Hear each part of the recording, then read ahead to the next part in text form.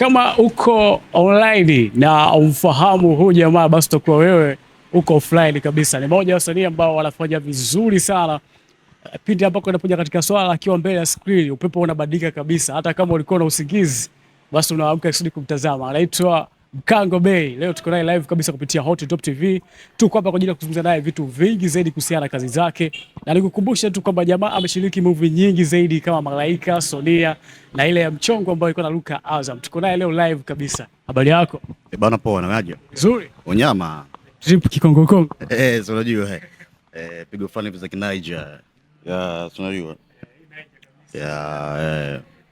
Kwa umependeza sana. Asante, nashukuru sana. Ni kitu ambacho unakizingatia kabla hujatoka? Mimi kila siku lazima nipendeze kwa sababu kazi yangu inataka niwe hivyo. Kwa hiyo lazima nipendeze.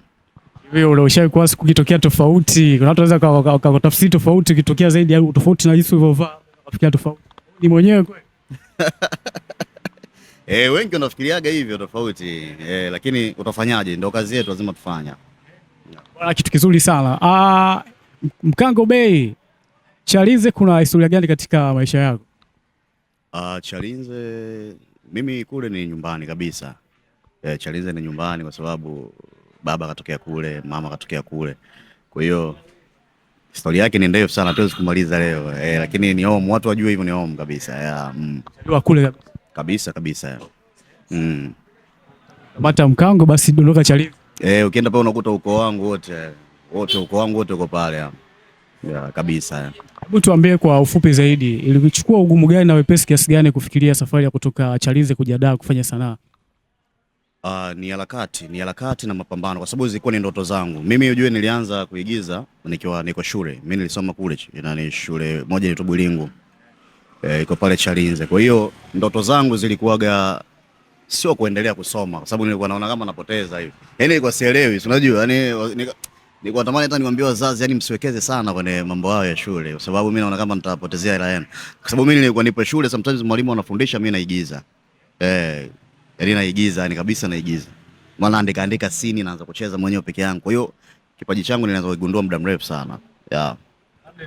Labda kuna familia kina Mkango, labda kuna mwigizaji au ni wewe wa kwanza? Mimi ndo star wao. Mimi ndo star wao, kuna ukoo, kuna familia Kwa hivyo tuambie jina la Mkango Bey, kuna siri gani kati ya Waturuki na ile jina la Mkango Bey? Kama unakumbuka ile movie ya Waturuki ambayo ilikuwa inarukaga Azam, walikuwa kina Bumps Bey wakina nani, unajua wale walikujaga kuingiza mimi nilikuwa naingiza sauti.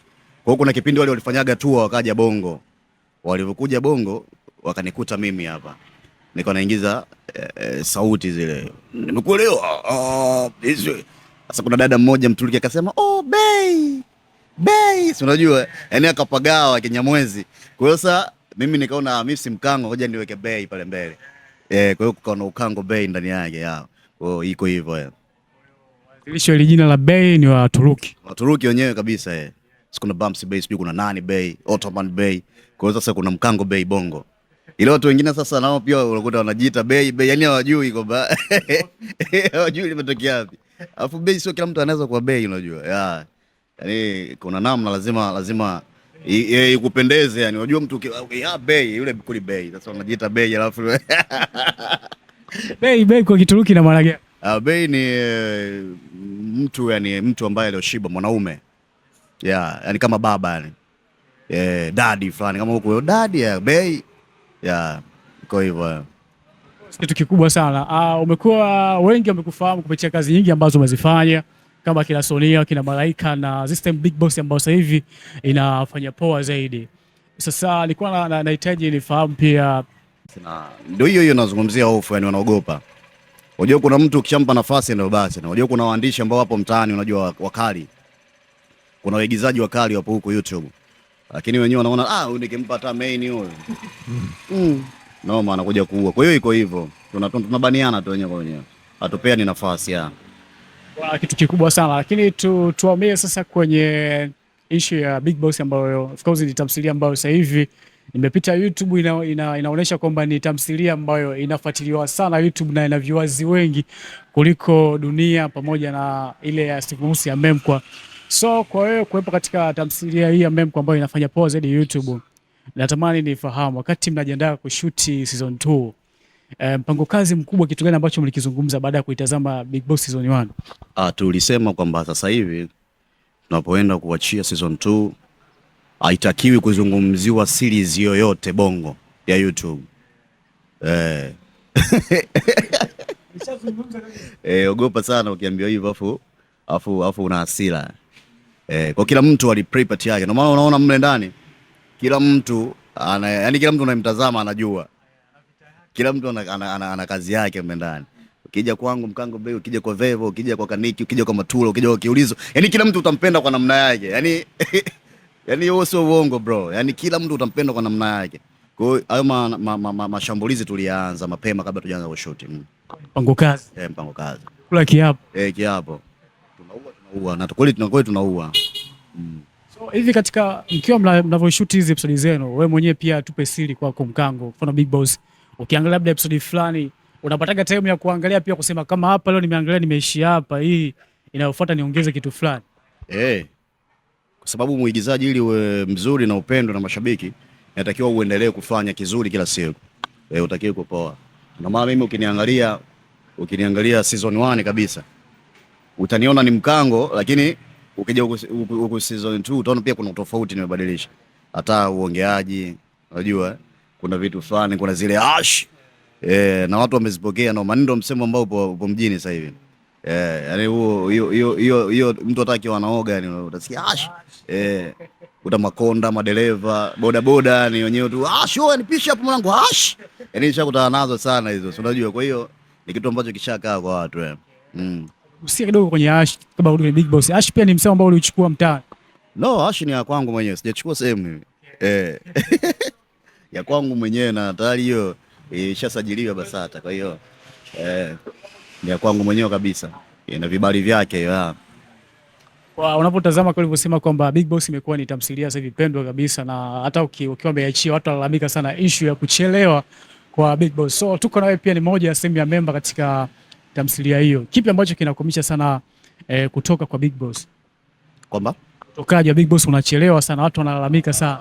Kweli watu lazima walalamike, kwa sababu kwanza ni kazi nzuri. Unajua kitu kizuri bwana, ukichelewa ukiona unaumia of course, lakini uhalisia tu niwaambie mashabiki ni kwamba sisi sio kwamba tupende kuachia haraka kazi, ila ukitazama Big Boss mle kila scene ni ya gharama. Kuna majumba, kuna apartment, kuna magari ya gharama, unajua. Kwa hiyo sometimes mnaweza mkamtaka kwenda kwa shoot kwenye apartment fulani, mmepanga leo mkashuti, ambao mmepanga labda muiachie episode kesho. Mnaenda leo mnaambia bwana, hapa leo hamwezi kufanya, kwa hiyo itabidi mje kesho au kesho kutwa. Unaona bwana, Kwa sasa hiyo inakuwa inatuumiza na sisi kuona mashabiki wetu wanachelewa kupata kazi. Lakini wavumilie, kwa sababu sisi bado tupo kwa ajili yao yani. Kwa sababu pia ni kutokana na mazingira halisi. Kitu kikubwa sana. So nataka nizungumzie mara baada ya Big Boss hivi kufanya vizuri zaidi, namba zimekuwa kubwa sana. Nilikuwa natamani pia nifahamu unapata changamoto gani kutoka kwa mashabiki kipindi hiki unapokutana nao mtaani, pia kwenye mitandao ya kijamii. Changamoto kubwa ni ipi? Changamoto kubwa, unajua watu wengi wanajua mimi maisha nilocheza mle, yani ndo niko hivyo. Yani wanajua ndo maisha yangu kabisa. Kwa hiyo mimi sometimes kuna baadhi ya watu wananitenga, ni wanaogopa. Wanaogopa na wanadai jamaa huyu ukiwa naye karibu anakuondoa chapa. Unajua zile, kwa sababu juzi kati nishapita kwenye shule fulani, nilikuwa nishuka tu nikaenda dukani nikawa nachukua maji. Kwa hiyo ile shule wale wanafunzi walikuwa karibu na barabara ya rami. Kwa hiyo waliponiona wakawa wanapiga makelele, yani nusu wagongwe. Yani nusu wagongwe na gari. Kwa hiyo dereva alipiga breki fulani. Kwa hiyo watu wakajaa kibao, hapo nini? Vipi hapo? Kaona inoma. Kwa pale mtu kama angekufa ningeonekana jamaa katoa kafara. Mshtuko ambao watu waliokuada kukuona. Noma, hiyo noma mzee. Unajua unatoa hela tena. Unajua unatoa hela nataka kuua watu. Mimi niko nawasalimia tu watoto. Mambo noma. Hatari. Bwana, kitu kikubwa sana. Clam alizungumza kwamba kwenye Big Boss season 1 alilazwa makaburini. kitu kama hicho. Hii kwa wewe ipoje? Sio poa bwana, sio poa bwana. Changamoto ni kubwa ambazo tunakuwa tunazipitia, kubwa sana. Kuna vitu vingi sana vingine sio vya kuongea, lakini